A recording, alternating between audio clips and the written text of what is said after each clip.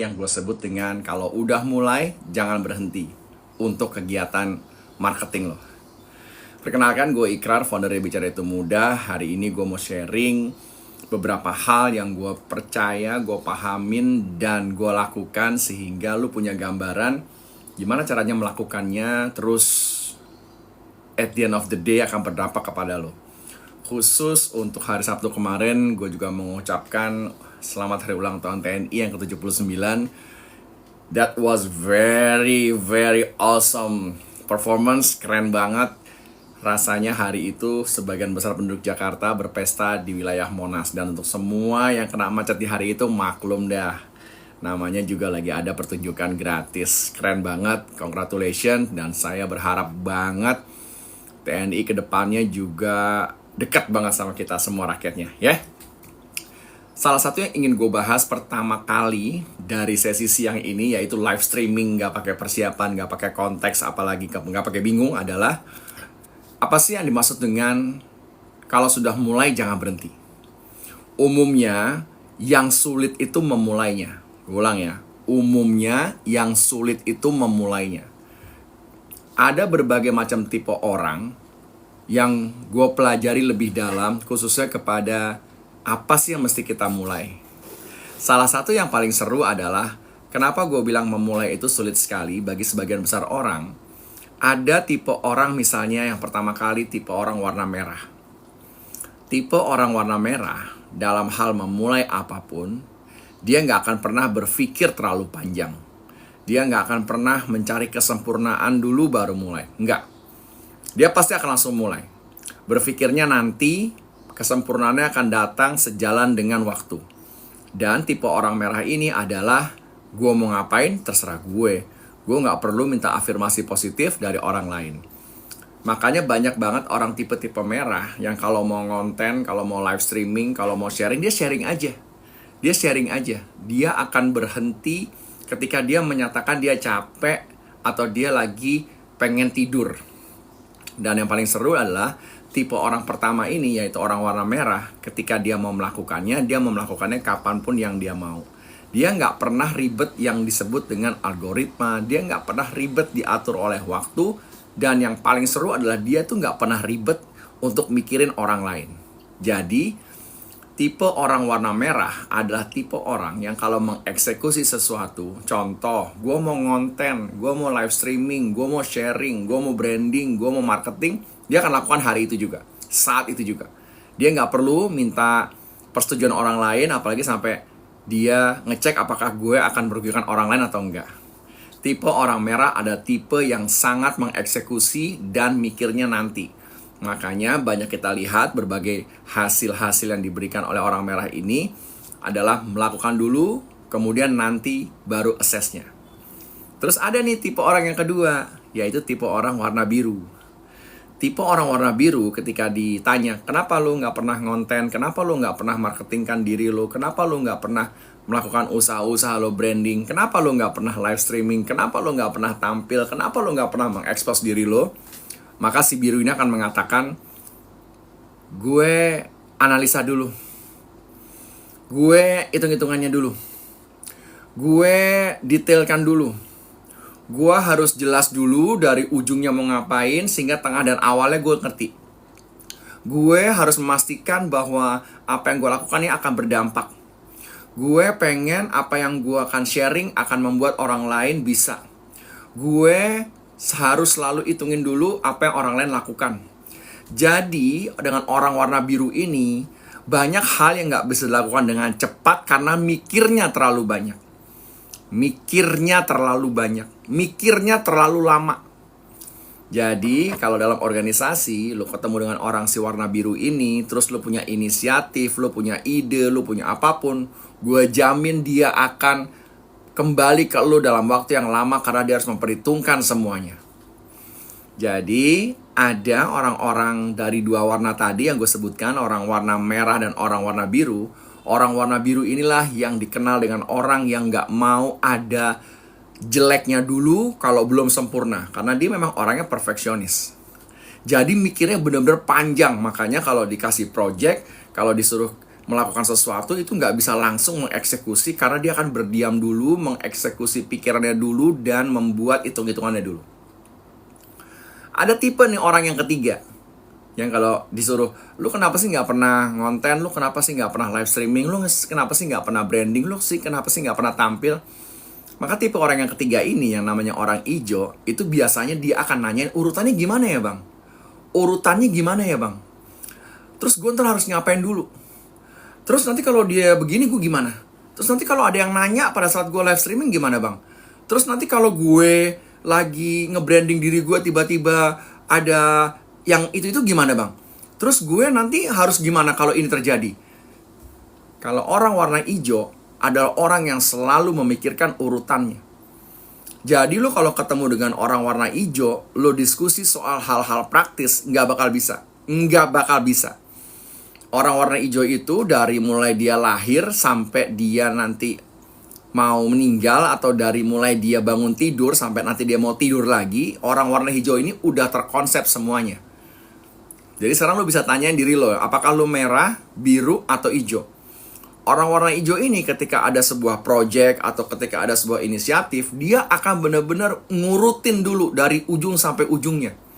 Dia nggak ngitung, tapi dia memastikan dulu langkah-langkahnya. Terus dia harus punya langkah-langkah kalau ini nggak terjadi. Terus kalau ini terjadi nanti harus bagaimana, dia punya tuh urutan-urutannya. Makanya orang-orang warna biru dan orang-orang warna hijau kalau dijadiin satu, gue jamin lama ngerjain sesuatunya. Yang satu hitung, yang satu urutan.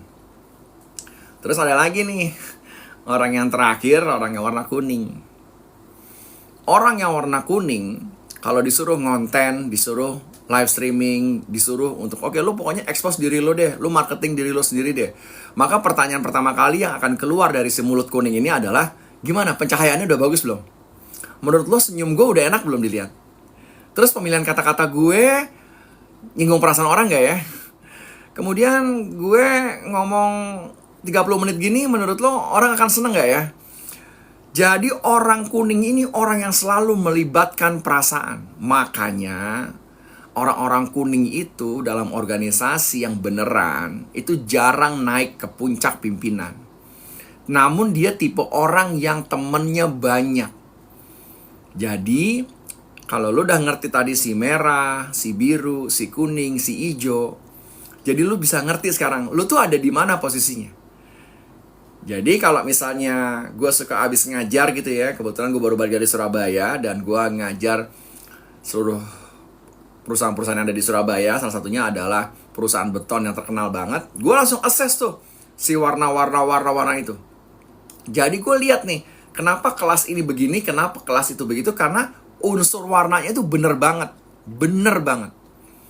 Jadi salah satunya, kenapa waktu misalnya gue udah assess nih ya, semua orang gue panggil, gue kasih tesnya. Tesnya tuh gampang banget. Cuman ada 7 pertanyaan dan lu langsung bisa tahu lu warna apa.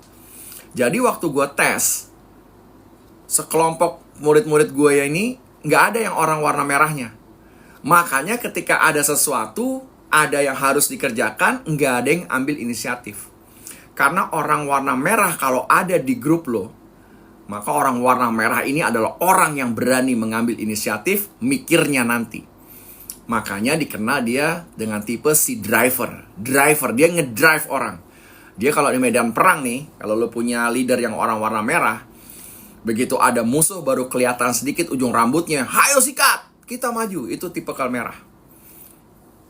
Jadi orang-orang warna merah itu dalam organisasi penting untuk menggerakkan sesuatu dan membuat itu kejadian. Makanya kalau organisasi lo isinya kebanyakan warna biru dan kebanyakan warna hijau, itu kalau ada inisiatif, kalau ada ide, kalau ada sesuatu apapun jadi lama bergeraknya, karena yang satu ribet dengan hitungan-hitungan dan detailnya, benchmarkingnya, kompetitif analisisnya, datanya. Yang satu ribet dengan urutan-urutannya. Yang satu lagi ribet dengan mitigasi plannya. Sedangkan kalau ada lagi di grup lo itu orang yang warna kuning, disuruh ngonten, kenapa sih lo gak mulai-mulai ngontennya? Maka dia tidak berpikir hal-hal yang harus aja jadi concern dia, kenapa dia belum live streaming, dia belum branding, dia belum sharing. Tapi dia memikirkan hal-hal yang nanti gue kalau lagi tampil, wajah gue nyenengin orang gak ya? Nanti gue kalau lagi mau sharing, apa-apa yang keluar dari mulut gue nyakitin orang nggak ya? Nanti gue kalau lagi bicara, enak nggak ya didengar orang? Jadi hal-hal yang enggak esensial itu dipikirin oleh orang kuning. Sedangkan orang warna merah macam gue, mau tampil aja. Mau sharing aja. Mau live streaming aja. Gue nggak peduli soal algoritma, gue nggak peduli soal waktu, gue nggak peduli soal harus kapan, nggak peduli. Gue nggak peduli apakah orang yang nonton gue nanti seneng atau enggak, gue nggak peduli. Jadi itulah merah. Merah itu ketika lo ajak untuk menjalankan sebuah program, sebuah inisiasi, sebuah strategi, itu enak banget karena dia cepat. Namun harus diimbangi dengan si birunya. Biru ketika ada di organisasi lo, ketika menjalankan sebuah program, misalnya, yuk kita live streaming yuk kita branding yuk kita ngonten yuk kita sharing yuk. Maka si biru ini akan bisa memberikan lo perhitungan untung ruginya, impact dari yang lo kerjakan, analisis datanya, dan akan kemana nanti dapat berapa. Itu serunya dengan si biru. Jadi lu jangan harap kalau diskusi sesuatu dengan si biru, lu nge-push dia buat, cepetan dong. Orang biru nggak bisa lo cepet-cepetin. Orang biru nggak bisa, karena orang biru itu orang sempurna. Oke? Sama halnya ketika lo mau menjalankan sebuah program, misalnya ayo kita bikin konten, kita bikin podcast, kita bikin live streaming, kita bikin branding, kita bikin sharing sama orang ijo.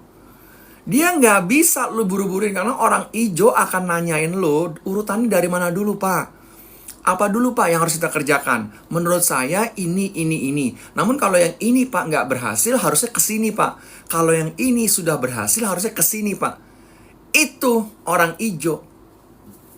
Jadi lu udah punya ada gambarannya dong. Ternyata Mas Ikrar, orang biru, kuning, merah, ijo itu ada banget. Ada banget. Contoh paling gampang nih. Sebelum gue lanjut, jangan lupa bahwa di minggu depan, tanggal 9 dan 10, gue akan membuka kelas Bicara Itu Mudah versi Zoom, online, dan berbayar. Sehingga lo semua yang mau belajar bicara seperti yang gue lakukan hari ini, tanpa filler, tanpa AE, silahkan lo bisa gabung dan join. Flyernya udah gue posting di seluruh postingan gue, dan tanggal 12 Oktobernya adalah kelas yang tatap muka. Oke? Jadi gue mau ngingetin itu dulu sebelum lo lupa dan sebelum lo terkesima. Kenapa sih orang ini bisa ngomong tanpa persiapan, ngomongnya lancar, nggak ada AE-nya. Makanya gue balik lagi nih ke tipe orang tadi. Ketika gue punya program inisiatif ya, inisiasi, yaitu yuk kita ngonten, yuk kita live streaming, yuk kita branding, yuk kita sharing. Maka orang yang duluan yang akan mengerjakannya adalah orang warna merah. Orang warna merah biasanya dalam populasi itu sedikit. Makanya orang warna merah dalam korporasi beneran yang bukan perusahaan keluarga umumnya memimpin. Level-level CEO, GM, VP umumnya orang warna merah. Karena si merah ini dia tidak memerlukan detailnya, karena nanti akan ada yang bantu si biru, tapi dia memerlukan decisive-nya. Apa itu decisive? Kecepatan dia mengambil keputusan. Itu yang tidak dimiliki oleh warna-warna lain. Itulah sebabnya kalau Anda yang nonton hari ini pengen tahu banget lu warna apa, lu pengen banget tahu warna apa, lu pengen tahu gue ini sebetulnya akan jadi apa sih? Itu gue punya tesnya, dan tesnya itu seru banget. Kalau di kelas gue suka bagiin, hanya ada 7 pertanyaan. Jadi pertanyaan ini related kepada kondisi yang lagi lu alamin sekarang. Sehingga kebenarannya 99%. Gue jarang banget hasil tesnya orangnya mengatakan gue nggak kayak gitu, enggak. Selama lu jawabnya jujur.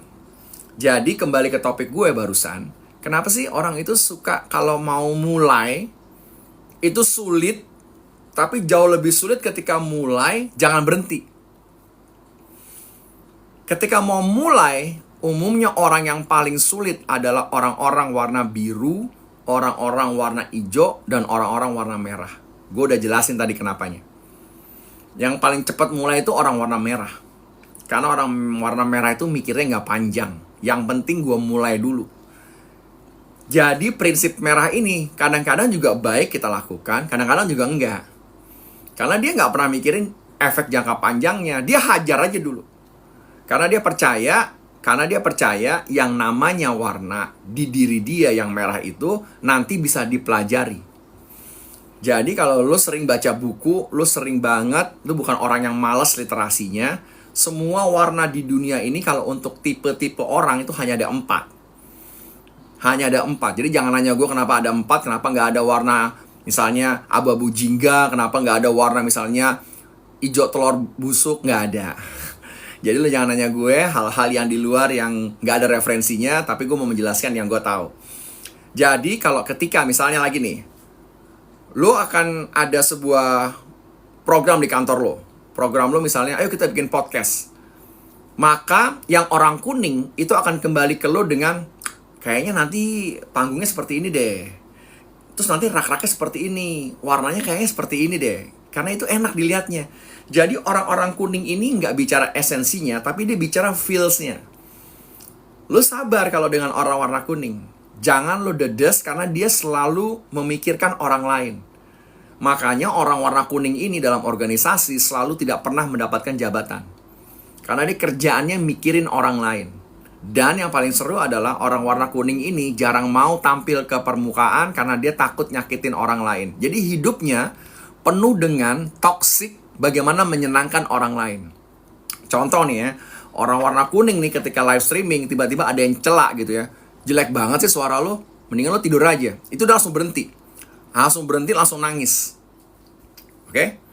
Jadi orang warna kuning itu memang tipikalnya dia people person. Dia orang yang hangat. Dia tuh pengen diterima. Sedangkan contoh misalnya yang live streaming orang warna hijau. Ini lucu lagi nih.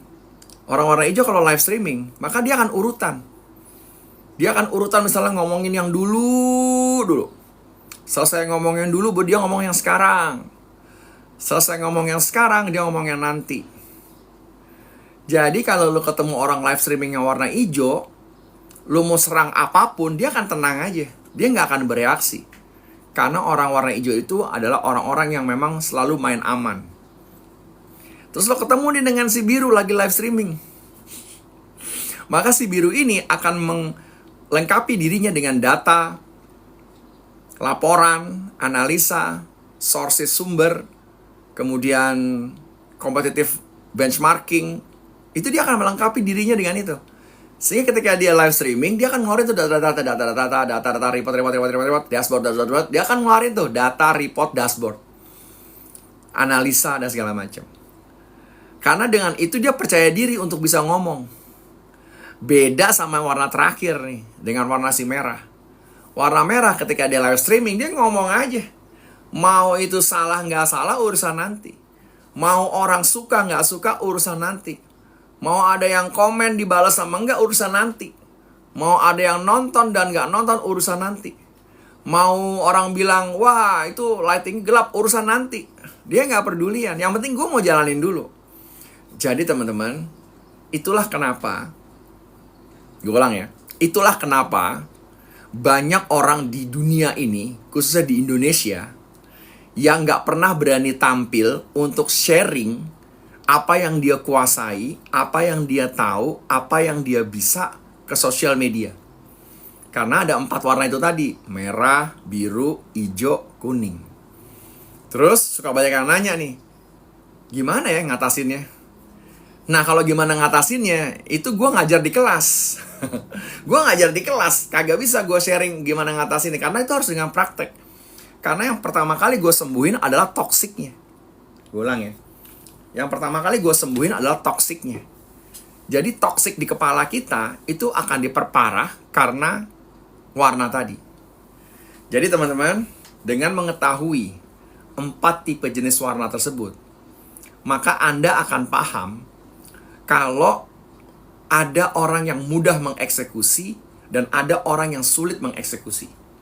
Ada orang yang kalau diajak untuk berubah jadi mudah, ada orang yang kalau diajak berubah jadi mikir-mikir 7 turunan 7 tanjakan. Ada orang yang kalau nggak dikasih data nggak bisa bergerak, ada orang yang selalu memikirkan perasaan orang lain. Jadi teman-teman, ada plus minusnya dari semua warna itu. Dan umumnya plus minus itu atau warna tersebut akan terjadi pada saat misalnya Anda baru selesai sekolah, Anda lama tinggal bersama orang tua. Anda adalah orang yang nggak pernah dilepas sama orang tua. Terus Anda lagi bingung, gue ini sebetulnya warna hijau tapi bos gue warna merah, gue harus gimana ya? Jadi memang ilmu ini nggak diajarin di sekolah. Dan juga nggak diajarin di dunia kerja. Salah satunya adalah lu bisa sering baca-baca, atau lu ikut kelasnya Bicara Itu Mudah, yang tanggal 9 dan 10 besok gue ngadain kelas online Zoom untuk orang daerah. Terus, kalau misalnya lu tinggal di Jakarta, jangan ikut yang kelas online. Bisa ajukan ke bos lo untuk ngirim lo ke perusahaan, dan biar dibayar sama perusahaan lo, tanggal 12 Oktober gue ngadain kelas offline. Jadi orang-orang yang menguasai ilmu komunikasi, khususnya ilmu public speaking, yang paling seru adalah orang-orang ini bisa menjaga ritmenya, bisa menjaga tone-nya, bisa menjaga pace dan space-nya, serta bisa menjaga emosionalnya. Jadi orang-orang yang belum memiliki kecerdasan dan kedewasaan emosional, itu karena belum memiliki ilmu bicara.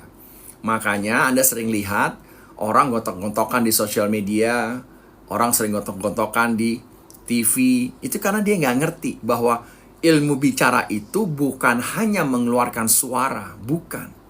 Ilmu bicara itu banyak banget di belakangnya. Bukan hanya tipe-tipe kepribadian tadi, kita juga harus mengenal 4 generasi. Bukan hanya tipe 4 generasi, kita harus mengenal juga tipe orang yang modelnya better than, passive, thanks. Itu kita harus kenal juga. Makanya ilmu bicara itu super mahal. Karena dengan Anda menguasai ilmu bicara itu, Anda bisa berbagi dimanapun dan kapanpun serta dalam kondisi apapun. Udah lagi nggak kenal Anda si biru, si merah, si hijau, si kuning. Ilmu bicara itu ada strukturnya. Oleh sebab itu, makanya saya langsung praktekkan di depan teman-teman. Nggak pernah sedikit pun Anda akan melihat emosional saya berganti atau Anda dengar saya ngomong filler ae. Nggak ada. Saya benar-benar bisa menyampaikan apa yang ingin saya sampaikan secara teratur, runut, dan tanpa filler. Itu semua dipelajari. Itu bukan datang dari langit, bukan. Itu semuanya dipelajari. Jadi teman-teman, sharing dadakan siang ini, gue tuh pengen banget bangsa Indonesia, apalagi kemarin kita barusan merayakan hari ulang tahun TNI. Bagi Anda yang bukan TNI, Anda yang tidak punya privilege seperti saya, Anda yang tidak punya nama-nama besar di belakang nama Anda, yuk, saya hanya ingin pesan perbaiki dulu public speakingmu. Agar nanti kalau public speakingmu sudah baik, konten-konten Anda isinya tidak lagi julid-julid, tidak lagi isi kontennya tentang konten orang lain, tapi Anda bisa meng-create konten Anda sendiri. Jadi kalau Anda lihat orang-orang dengan public speaking yang bagus, dalam setiap postingan kontennya, bisa dipastikan dia akan meng-create kontennya sendiri. Dia akan meng-create videonya sendiri, dia akan nge-stitch videonya sendiri, dia tidak pernah sibuk untuk nge-stitch video orang. Dia nggak pernah sibuk untuk ngerekam gambar orang lain, gambar apapun kejadian, terus dia ngomong sendiri nggak ada wajahnya. Dia nggak akan pernah sibuk itu. Dia akan pasti sibuk dengan ngerekam diri sendiri, dia berbagi, dia live streaming dengan wajahnya. Karena orang-orang inilah yang nantinya kalau diberikan kepercayaan buat menyampaikan sesuatu, dia keren banget. Makanya kemarin ketika ada pelantikan anggota DPR MPR, saya berharap dengan bukan hanya mereka jago public speakingnya, di samping itu, kita juga berharap banyak agar mereka bisa membuat Indonesia lebih baik. Ingat ya, berita belakangan ini sangat tidak kondusif. Isinya tentang PHK, tentang kelas menengah daya belinya turun, tentang banyak pengangguran. Ayo, gue ajak lo semua. Kalau cuman pengen punya pendapatan, penghasilan, kalau cuman pengen punya duit, Bicara Itu Mudah bisa berbagi rezeki sama lo. Kita membuka program affiliate. Affiliate Bicara Itu Mudah adalah program yang sangat simpel. Nggak ada di sini urusannya Anda harus transfer duluan. Nggak ada di sini urusannya Anda harus kasih duit ke kami. Nggak ada. Di sini Anda hanya perlu memberikan informasi mana teman Anda yang sering mengadakan atau sering kantornya mengadakan pelatihan. kasih tahu kepada kami namanya, nomor handphonenya, emailnya, dan nama perusahaannya. Kami yang akan approach, kami yang akan nego, kami yang akan meeting, kami yang akan pitching, kami yang akan memberikan penawaran. Jika deal, 20% menjadi komisi Anda. Begitulah cara kami berbagi rezeki selama 5 tahun ini kepada seluruh teman-teman Bicara Itu Mudah. Jadi terbuka bagi semua umur, yang punya kenalan, yang punya koneksi, yang punya relasi. Kalau Anda nggak punya kenalan, nggak punya koneksi, nggak punya relasi, berdoa saja. Saya nggak bisa bantu, karena dari situlah Bicara Itu Mudah bisa berbagi rezekinya. Jadi teman-teman, salah satu brand yang saat ini selalu ditunggu-tunggu oleh orang-orang kita, yaitu brand Bicara Itu Mudah, karena brand ini memberikan janji. Janji kalau Anda ikut belajar di dalamnya, Anda akan tahu caranya public speaking. Janji kalau Anda membawa brand ini ke perusahaan lain, Anda akan mendapatkan komisi. Dan janji kalau Anda ikutan mendatangkan kelas ini ke perusahaan Anda, seluruh kantor Anda bisa bicara lancar, nggak pakai Oke? Saya rasa siang ini saya harus akhiri, karena saya hanya ingin berbagi sebentar untuk membuat teman-teman semangat bahwa ilmu bicara itu bisa dipelajari, bukan ilmu yang nggak bisa dipelajari.